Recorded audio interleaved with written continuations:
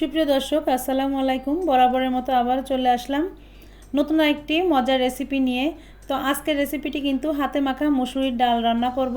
তো এরকম মুসুর ডাল রান্না করলে কিন্তু আপনি এটা দিয়ে কিন্তু চেটেপুটে খেয়ে নেবেন, এতটাই মজার লাগবে এই ডালটা খেতে।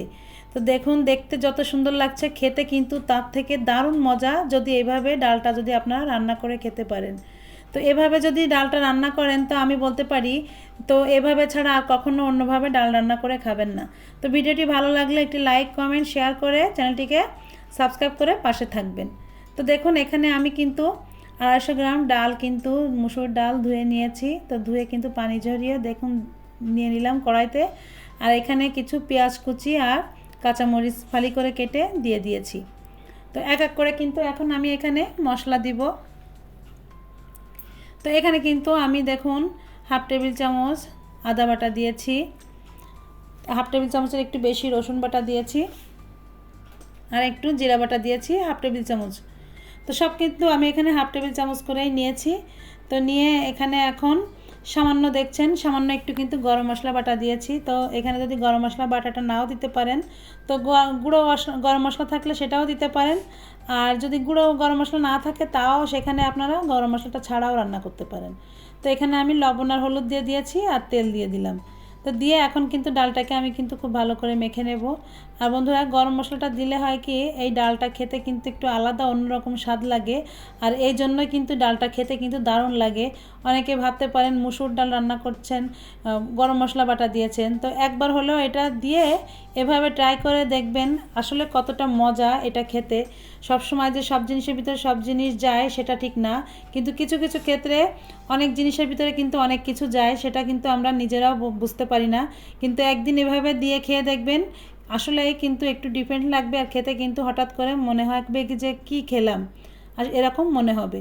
তো দেখুন, আমি হাতে মেখে একটু পানি দিয়ে ধুয়ে এটা কিন্তু আমি জাল করে নিয়েছি। আর দেখুন এখন এটা কিন্তু এই যতটুকু পানি আমি দিয়েছি ডালের ভিতরে, সেই পানিটা দিয়ে ডালটা কিন্তু একটু কষিয়ে নেব।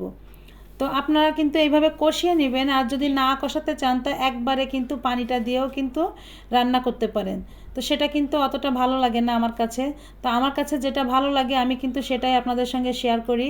আমি যেভাবে রান্না করলে আমার কাছে মনে হয় যে যেটা ভালো লাগে আমি কিন্তু সেটাই আপনাদের কাছে শেয়ার করি। তো মাশাআল্লাহ সেটা খেয়ে কিন্তু বাসার সবাই প্রশংসা করে, সেটা কিন্তু আসলে খেতে কিন্তু খুবই ভালো হয়। তো দেখুন, আমি ডালটাকে কিন্তু আমি কষিয়ে এখন কিন্তু আমি ডালে পানি দিয়ে দিচ্ছি।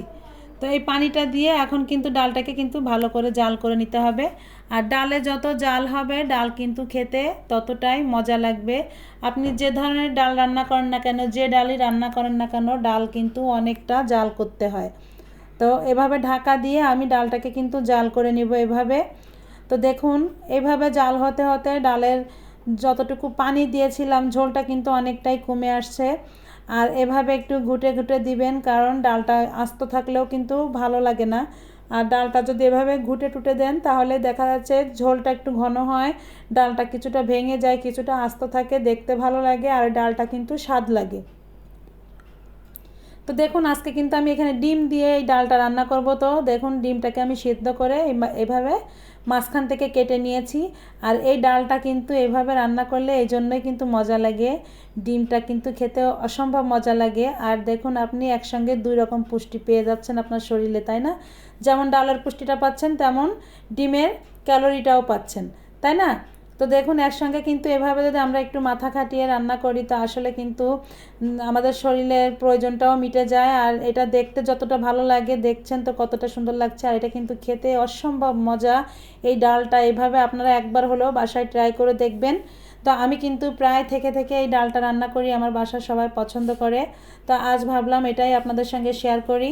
তো বন্ধুরা, ডালটা কিন্তু আমার হয়ে গিয়েছে। কিছু সময় পর পর একটু এভাবে নেড়ে চেড়ে দিতে হয়। কিছু সময় এভাবে নেড়ে চেড়ে দিলে দেখা যাচ্ছে ডালটা একটু ঘনত্বটা বাড়ে, আর এই ডালটা কিন্তু খেতে ভালো লাগে। কিছু কিছু ডাল গলে যাবে, আস্ত থাকলেও ভালো লাগে না। আর এভাবে নেড়ে চেড়ে দিতে দিতে কিন্তু অনেক সময় ডিমটার কুসুমটাও বের হয়ে আসে, সেটাও কিন্তু ভালো লাগে খেতে। তো আপনারা এভাবে ডিম না দিলেও আপনারা আস্ত ডিম দিয়েও খেয়ে দেখবেন। তো আমার কাছে মনে হয় আস্ত থেকে এভাবে কেটে ডিম দিলে কিন্তু সেই ডালটার স্বাদ বেশি ভালো লাগে। তো বন্ধুরা, ডালটা কিন্তু আমার রান্না হয়ে গিয়েছে। তো আমি কিন্তু এইটুকু ঝোলঝোল অবস্থায় নামাবো, কারণ এই ডালটা যত ঠান্ডা হবে ততটা কিন্তু আরও ঘনত্বটা বেড়ে যাবে। তো এই ডালটা একদম শুকায় ফেললে কিন্তু ভালো লাগে না, একটু ঝোলঝোল রাখলে ডালটা খেতে ভালো লাগে। তো দেখুন আমি নামিয়ে নিয়েছি, আর এটা যত ঠান্ডা হবে তত কিন্তু আরও শুকিয়ে যাবে। তো বন্ধুরা, কত সহজে নতুন আরেকটি রেসিপি করে দেখালাম। তো এমন রেসিপি প্রতিদিন পেতে আমার চ্যানেলটিকে সাবস্ক্রাইব করবেন। এতক্ষণ ভিডিওটি দেখার জন্য সবাইকে ধন্যবাদ। এভাবে লাইক, কমেন্ট, শেয়ার করে পাশে থাকবেন। আজ এ পর্যন্ত, আবারও দেখা হবে নতুন আরেকটি রেসিপি নিয়ে। আল্লাহ হাফেজ।